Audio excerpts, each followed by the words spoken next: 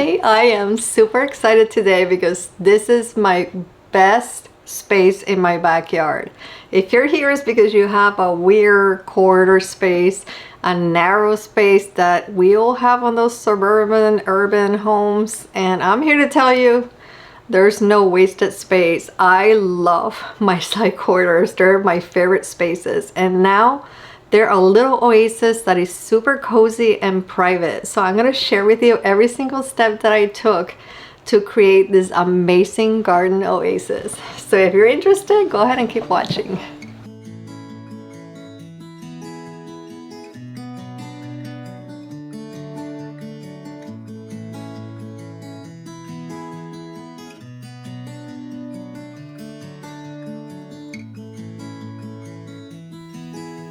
We will be touching on designing that you will have no wasted space, the layout that is best for using the sunlight, entry and focal points that will create an amazing garden, using flooring to make it be a little larger visually, what to grow, what I grow, and you can too, and creating privacy for a cozy backyard.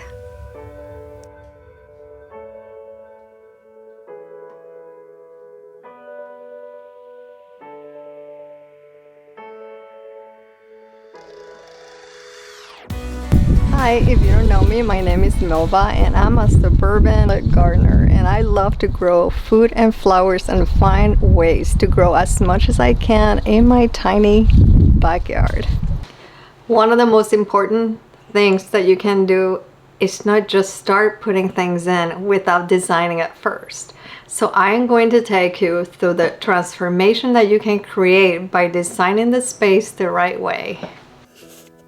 The first thing to look at is what is the function you want in the space. No matter how big or small your space is, I knew I wanted to grow a lot of herbs, a lot of flowers, and food in this little area. Look how narrow this is. It's really a small space, but you can see that it's a very productive area of my garden.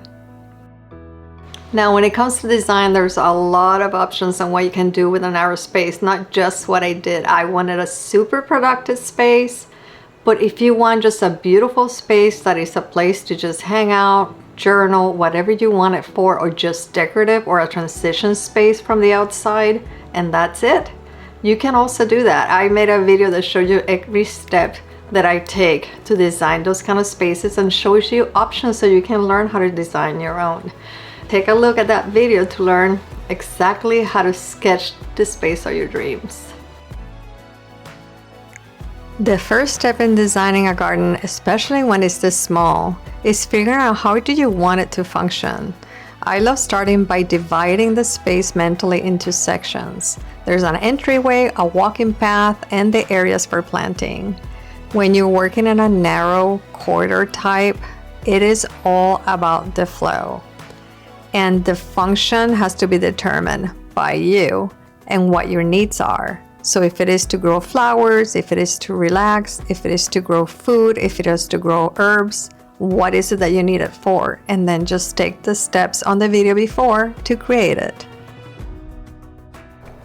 Now let's talk about the side corridor to landscape. In an urban garden, one side will typically get more sun than the other side. So I recommend placing your sun-loving plants on the side that gets the most natural light. I'll be planting some vibrant flowers and herbs that thrive with a bit less sun exposure, and those are okay for a space to thrive. I decided to come into my office to go ahead and sketch exactly how to design where things are gonna go in that narrow space. I thought it'd be a lot easier if I just do it on the board for you. So if you're starting, don't get overwhelmed. I'm gonna show you how to think about it and pick the right spot for your plants. I'm gonna create just a little plan that will help you understand how to place your plants. Let's say this is your home. Let's draw a box. This is your house, and I'm gonna make this diagram be about the corridors that are awkward in your space of the house, but it doesn't matter what side of the property it is, the same basic information will apply to any kind of space. I'm gonna make it where the corridors on this side of the house. So this is my east side and this is the west side. The sun rises on the east and sets on the west. So what will happen is, as the sun is moving, what happens when the sun is this way? It's gonna create a shadow on this side, because the house is gonna create a shadow there. So there may be a shadow right there at certain times of the day. So because I have less sun, the sun will not hit there until it's probably here. Then it's gonna be a problem if things that I'm placing here need a lot of sun. So I have to wait until it gets here. But if I need the sun to be on this side, I have a better chance of it hitting here, because on an angle, once it starts getting after this point, then I get sun already starting to hit this wall. So I know that this is an ultimate area for me to grow plants that are in need of sun. And this is my second area. Let's say this is my first, my second, and then this would be my third area. So the most sun, medium sun, and the least amount of sun. I won't get sun here until it's right almost past the center. So what happens, I'm gonna place my sun-loving plants like vegetables that are in real need on this area. That could be, I have some lettuces further on the back because they don't need a whole lot of sun. There's a lot of herbs that may grow and not need that much sun at all, like cilantro may bolt if it needs a lot of sun. So maybe I move cilantro here, or I even can move it into number 3 because it's even less sun. Now I have flowers on this side and they get enough sun that you saw how many flowers I get. So play with the areas. You can start by placing pots on the different zones and experimenting. But this will help you understand exactly where to place your plants and prioritize what to use in what part of your area of the garden.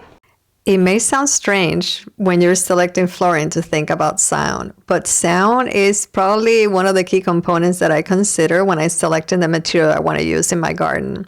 And this gravel, I love the sound as I walk through it. As you can see, the floor area that you walk on is only about 15 to 18 inches, very narrow. That's something that I chose. I could just not done the left bed, but that's not what I wanted to do in here. Now, keeping the flooring just monolithic with gravel and no stepping stones makes it feel a little wider and more comfortable to walk on.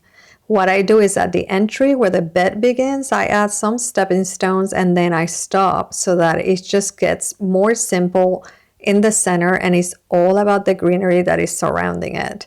But the stepping stones work really well as an introduction to the space in that area where it starts getting busier visually.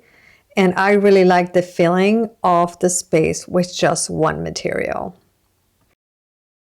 Keep in mind when you're designing that entering a space is just as critical as what you design in the space. So not only entering from the backyard to your corridor, your side corridors, but also how you enter from the outside to the inside. It is all about that transition, because if you do it just right, that immediately invites you into walking into that space, and the visitor will experience something that is super special. So I'm going to show you the two sides I have in my garden, the entry and the backyard into that space, so you can see some ideas on what you can do to create yours. From the backyard to the side corridor, I have this arch trellis and it has a climbing hydrangea. This hydrangea has grown so quickly. It's been about 3 years probably this year, and it has not flowered much yet, but it starts flowering probably the 3rd, 4th year. But pick something that is low maintenance. I mean, you can do a climbing rose and clematis, things like that, but I think doing something that's very lush and it creates a little cocoon going in, it will provide a bunch of privacy for you, but it also introduces a space very nicely. This trellis is right next to where I garden. This is my patch of dahlias and other flowers. So the arch is going to be a nice introduction to the side garden, while the end of the garden, that is the corridor, you'll be able to see this beautiful dahlia patch. So adding color outside of there and looking at what people are experiencing when they're in that space is also really important to consider. Always remember, your space is not only the space you're in, but it's also the space outside of that, the focal point. What are you looking at that you're experiencing? Because you don't only experience what is immediately around you, you experience what is far away from you. It's like the focal area that draws you into other spaces in the garden. From the outside to the inside, you can see that I have an arched trellis, and that was on purpose. I wanted you to come in and immediately feel like there was a little cocoon. Then it opens up to allow sunlight, and then I have another arched trellis right behind it. So this provides a sense of like comfort and privacy. At the same time, I painted the door black. It used to be white and yellow. And it's because visually, if you're looking from the other side of the garden, it feels like the garden keeps going. There's not this sort of wall feeling on it. And on top of that door, I did a little trellis. I did not want to spend money. And you can create a little trellis and grow something that is sort of special and grows pretty quickly. On mine, I'm growing grapes, and it's just, this is the first year, but it's grown already a ton. But this door, now that it's black, has really changed the feeling of the whole space. It just feels like the space keeps going, and it doesn't visually stop you very abruptly. You're looking, instead of at the door, you're looking at the arches and the greenery and the plants that are around it. This is what I call a perfect backdrop to the landscape around it. You also have to be patient. If you're planting, know that it takes time for things to grow. And sometimes you can select what to grow that grows a little faster. But just know that the experience of allowing things to grow and the time that it takes is a special time for the garden. There are so many things that you can grow in your garden. I want to show you some of the things that I'm growing on mine to give you some ideas and get you to get going on considering whether you want to grow food or flowers in your little side quarters. These cauliflowers that have been growing since early summer, and they're really beautiful. I have sage. I love growing sage in this area, but I do keep this completely clear down here. I want plenty of airflow so that the Bocalema squash will last plenty long and not get any type of powdery mildew. I have some feverfew right next to it that I grow, and one little zinnia. These little sunflowers in here that I bought at the store. And then this is the taller bed, and I drink a lot of tea with the marjoram. This is again like oregano, just really good tasting, fresh, so you can have it on teas. Delicious with chamomile or with feverfew. Really good at nighttime. And I have some beautiful chard. It's done really well in this corner, growing like crazy. The slugs have not eaten it, which is great. I have some asters here. They're really nice. They have grown nicely in this corner. Look at all of these. Look at the size of that. And a little dahlia here. That's a short one. It's not my favorite color, but it brings a lot of pollinators in to this area, so I do put one flower that is very, very bright to attract them. Hollyhocks trying to grow in here is done pretty well. I grow that from seed with the other ones that I showed you. It's the same one, and it's pretty happy. A little fern that I grow down here just to fill the space so it looks really nice and soft against the stone edge on this side. You can see that you can grow a ton in a tiny space. It's a matter of planning your backyard the right way and get the most out of it. I love the challenge on this tiny yard. I may not have a farm, but I love growing everything that I can in it and designing it so that it feels not only cozy, but it feels like I'm growing and learning every single year some more. So give it a shot. I think you'll be surprised how much you can grow in a tiny backyard. One of the biggest concerns in an urban setting is that the garden becomes private, that it has a sense of privacy and coziness. Now, the great thing about a narrow corridor is that you can easily use trellises and vertical elements to enclose the space. It makes it feel cozier, more intimate. As the plants do grow, they'll create a natural wall of greenery, adding both shade and a feeling of seclusion. Plus, it's just a wonderful way to introduce more greenery without taking up valuable ground space. Now, if you're wanting to create privacy, I do have a video that I created that is super detailed on how to block those neighbors, because it's not only about the fence line, it's a lot more than that. So I'm gonna link that video below so that you can learn all the ways to create privacy in your backyard. You remember the video I made on these pockets?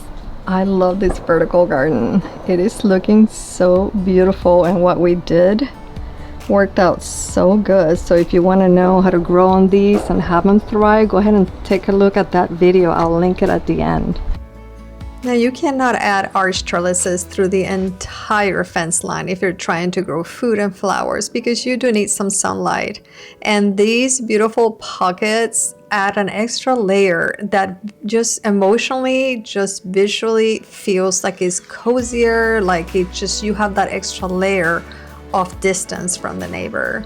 So take a look at them, because I think they worked out so well this year, and it just helped the space just frame the beautiful visual of the arches beyond it. Now you know exactly what you need to create your own garden oasis. A garden that is full of purpose, it is a completely different experience. It is a meaningful experience. When I say garden oasis, I want to be clear. A garden oasis is different for everybody. It's not a beautiful, perfect garden space. A garden oasis is the experience that you have, that perfect experience that you've been waiting for your entire life and you never even knew you needed. Now, 4 years ago, I ended up in a very dark place.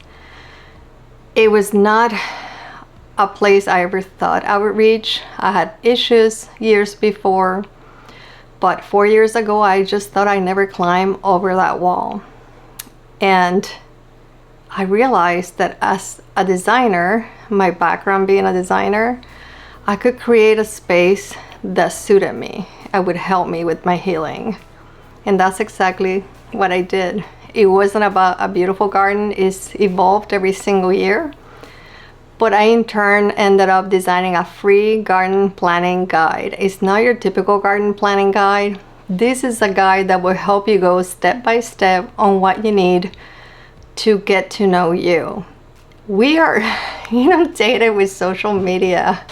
I mean, social media, Pinterest, people's opinions, images, videos, you name it. And we start designing our spaces in our homes and in our outside in their backyards that sometimes it's not about what we need, but what we think we want to experience. This garden planner will help you know exactly what you need. So go ahead and take a look at the link below and use it and try to see if you can just funnel down to the essentials of what you need in your space. It doesn't matter how small your space is. It's not a waste of space. If you found value on this video, please give it a thumbs up, because my goal is to reach as many people as I can to help create their own garden oasis.